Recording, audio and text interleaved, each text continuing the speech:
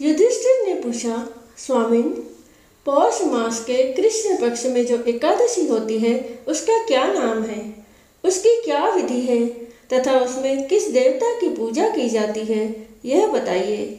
भगवान श्री कृष्ण ने कहा, राजेंद्र, बड़ी बड़ी दक्षिणा वाले यज्ञों से भी मुझे उतना संतोष नहीं होता जितना एकादशी व्रत के अनुष्ठान से होता है। पौष मास के कृष्ण पक्ष में सफला नाम की एकादशी होती है। उस दिन विधि पूर्वक भगवान नारायण की पूजा करनी चाहिए। जैसे नागों में शेषनाग, पक्षियों में गरुड़ तथा देवताओं में श्री विष्णु श्रेष्ठ है, उसी प्रकार संपूर्ण व्रतों में एकादशी तिथि श्रेष्ठ है। राजन, सफला एकादशी को नाम मंत्रों का उच्चारण करके नारियल के फल, सुपारी, बिजौरा तथा जमीरा, नींबू, अनार, सुंदर आंवला, लौंग, बेर तथा विशेषतः आम के फलों और धूप दीप से श्री हरि का पूजन करें।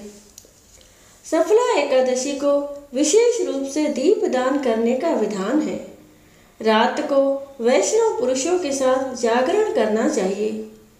जागरण करने वाले को जिस फल की प्राप्ति होती है वह हजारों वर्ष तपस्या करने से भी नहीं मिलता। नृपश्रेष्ठ, अब सफला एकादशी की शुभ कारिणी कथा सुनो। चंपावती नाम से विख्यात एक पुरी है जो कभी राजा महिष्मत की राजधानी थी। राजर्षि महिष्मत के 5 पुत्र थे। उनमें जो ज्येष्ठ था वह सदा पाप कर्म में ही लगा रहता था, पर स्त्रीगामी और वेश्यासक्त था। उसने पिता के धन को पाप कर्म में ही खर्च किया। वह सदा दुराचार परायण तथा वैष्णवों और देवताओं की निंदा किया करता था। अपने पुत्र को ऐसा पापाचारी देखकर राजा महिष्मत ने राजकुमारों में उसका नाम लुम्भक रख दिया, पर पिता और भाइयों ने मिलकर उसे राज्य से बाहर निकाल दिया। फिर पिता और भाइयों ने मिलकर उसे राज्य से बाहर निकाल दिया।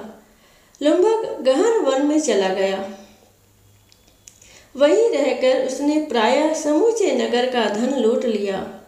एक दिन जब वह रात में चोरी करने के लिए नगर में आया तो सिपाहियों ने उसे पकड़ लिया, किंतु जब उसने अपने को राजा महिष्मत का पुत्र बतलाया तो सिपाहियों ने उसे छोड़ दिया। फिर वह वन में लौट आया और मांस तथा वृक्षों के फल खाकर जीवन निर्वाह करने लगा। उस दुष्ट का विश्राम स्थान पीपल वृक्ष के निकट था। वह पीपल का वृक्ष बहुत वर्षों पुराना था। उस वन में वह वृक्ष एक महान देवता माना जाता था। पाप बुद्धि लुम्बक वहीं निवास करता था। एक दिन किसी संचित पुण्य के प्रभाव से उसके द्वारा एकादशी के व्रत का पालन हो गया। पौष मास में कृष्ण पक्ष की दशमी के दिन पापिष्ठ लुम्बक ने वृक्षों के फल खाए और वस्त्रहीन होने के कारण रात भर जाड़े का कष्ट भोगा। उस समय न तो उसे नींद आई और न आराम ही मिला। वह निष्प्राण सा हो रहा था। सूर्योदय होने पर भी उसको होश नहीं आया। सफला एकादशी के दिन भी लुम्बक बेहोश पड़ा रहा। दोपहर होने पर उसे चेतना प्राप्त हुई।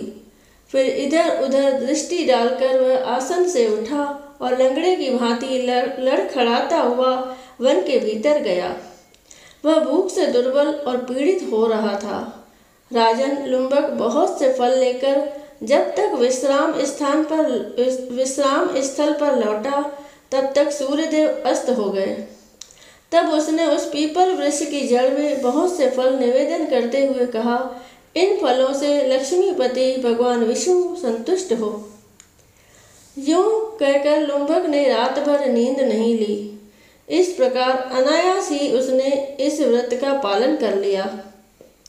उस समय सहसा आकाशवाणी हुई, राजकुमार, तुम सफला एकादशी के प्रसाद से राज्य और पुत्र प्राप्त करोगे। बहुत अच्छा कहकर उसने यह वरदान स्वीकार किया।